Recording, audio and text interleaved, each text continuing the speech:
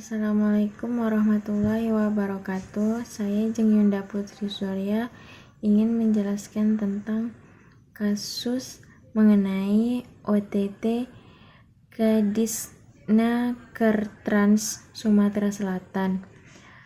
Komisi Pemberantasan Korupsi atau KPK baru-baru ini melakukan operasi tangkap tangan terhadap Dinas Tenaga Kerja dan Transmigrasi Sumatera Selatan.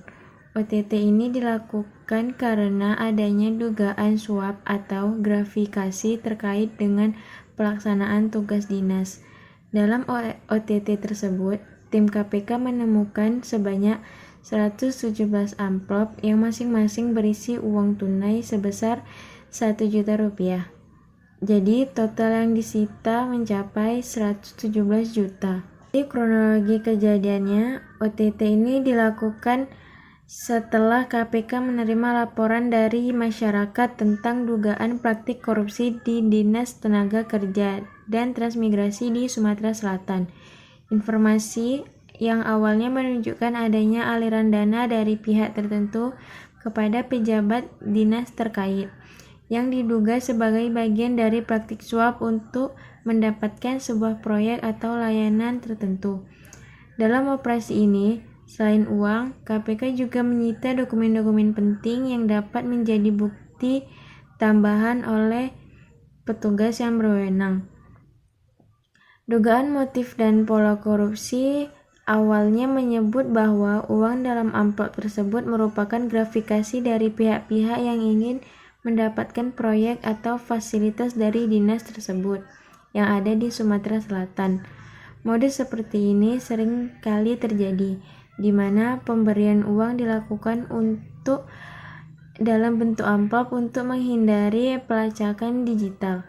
Amplop ini biasanya diberikan kepada pejabat sebagai bukti atau terima kasih atas kelancaran proses administrasi proyek tertentu. Kasus ini menjadi perhatian publik karena menunjukkan bahwa korupsi masih marak di tingkat daerah-daerah di Indonesia. Banyak masyarakat yang mengkritik lemahnya pengawasan dan integrasi pejabat publik.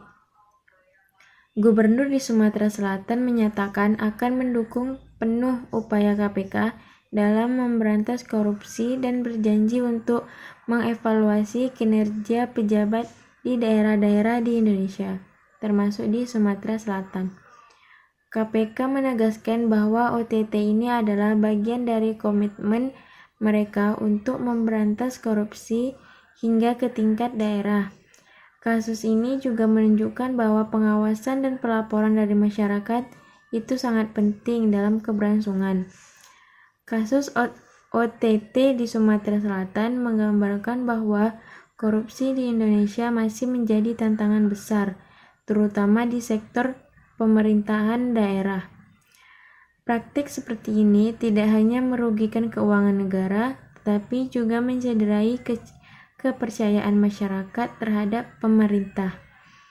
Oleh karena itu, penting untuk meningkatkan transparansi dalam keuangan, memperkuat sistem pengawasan, dan memberikan sanksi yang tegas kepada para pelaku korupsi.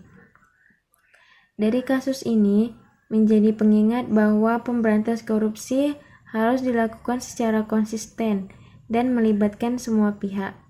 Dari OTT ini, masyarakat diharapkan semakin sadar pentingnya melaporkan indikasi korupsi dan pemerintah perlu memastikan adanya sistem yang lebih ketat untuk mencegah kasus serupa di masa depan. Berikut ada beberapa faktor yang menyebabkan korupsi.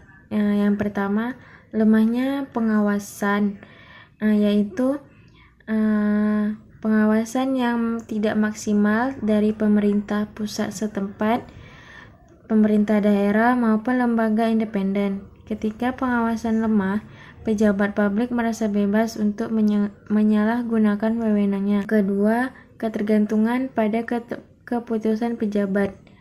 Dalam banyak kasus, pejabat pemerintah memiliki kontrol penuh terhadap distribusi anggaran, izin usaha, dan berbagai keputusan administrasi lainnya. tergantung masyarakat pada keputusan ini seringkali dimanfaatkan untuk meminta atau memberi suap. Yang ketiga ada gaji yang tidak memadai.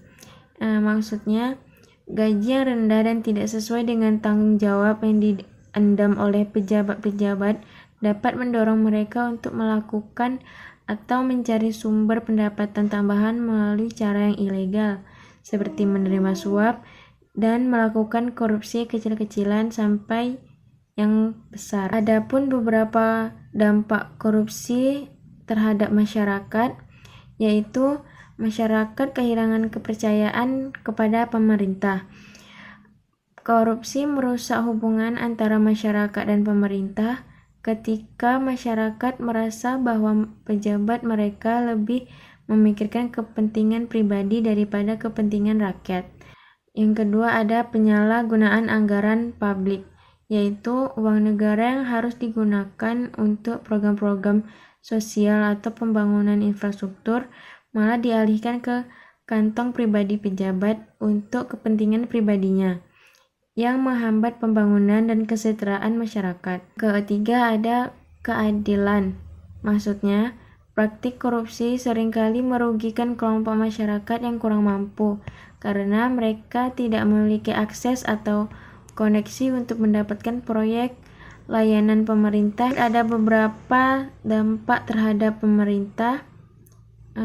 Yang pertama, kerugian ekonomi, yaitu menguras sumber daya negara, memperlambat pembangunan ekonomi daerah, dan memperburuk kualitas pelayanan publik.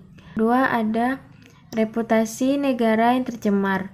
Korupsi dapat mencontreng citra baik pemerintah di mata dunia internasional atau daerah yang berdampak pada hubungan diplomasi dan investasi asing. Ketiga ada beban administrasi. Pemerintah harus mengeluarkan dana dan tenaga lebih untuk memperbaiki sistem yang rusak.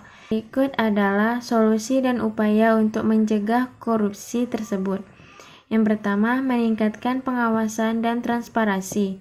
Maksudnya, pemerintah perlu memperkuat sistem pengawasan dan melibatkan masyarakat, media untuk ikut serta dalam mengawasi jalannya pemerintahan. Kedua, penegakan hukum yang tegas.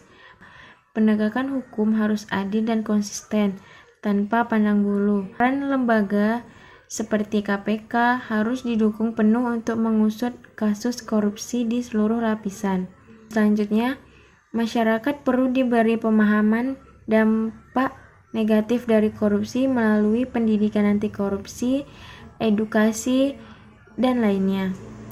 Selanjutnya ada meningkatkan gaji dan investasi para pejabat pemerintah sehingga mereka tidak tergoda untuk melakukan praktik korupsi, suap, dan lainnya. Dan masyarakat harus dilibatkan dalam proses pengawasan dan pelaporan kasus korupsi. Dengan langkah-langkah ini diharapkan dapat mengurangi angka korupsi di Indonesia dan menciptakan pemerintah yang lebih bersih dan akuntabel. Sekian dari saya. Assalamualaikum warahmatullahi wabarakatuh.